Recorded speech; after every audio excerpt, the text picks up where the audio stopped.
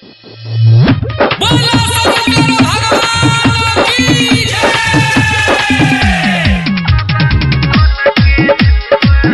By विकास बेतिया। जब से चढ़ल बाटे सावन लागता मन भावन हे बम सहर जिला के। जब से चढ़ल बाटे सावन लागता मन भावन हे बम मधेपुरा जिला के। बम ले ले चल एक बारे, बम ले ले चल एक बारे, बाबा बैजू के दुआरे, बम ले ले चल एक बारे। जब से चढ़ल बाटे सावन लागता मन भावन हे बम खगड़िया जिला के। जब से चढ़ल बाटे सावन लागता मन भावन हे बम सहरसा जिला के।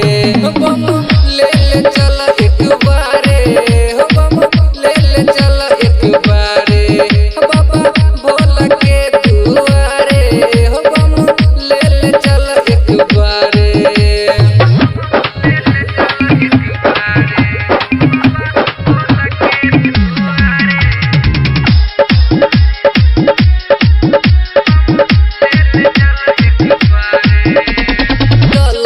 जाला अब हमरा ये बम पौआ में बदल करता रे। हमरा बुझाता है सुनो कमरिया सुइया पहाड़ पर चढ़ता रे। भंगिया धतूर ले अइली भरपूर अब बैठी के चिलम तुम्हारो। बम ले ले चल एक बारे, बम ले ले चल एक बारे, बाबा भोला के दुआरे, बम ले ले चल एक बारे। जब से चढ़ल बाटे सावन लागता मन भावन हे बम सहरसा जिला के।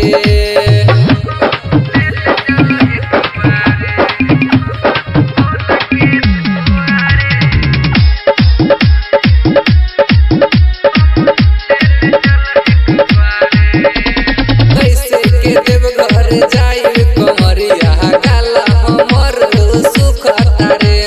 कमर के जल सुनो हमर धीरे धीरे अब चुहता रे। मीठू रसीला कथा हुन मिला रित संजीव के देले बिसारे।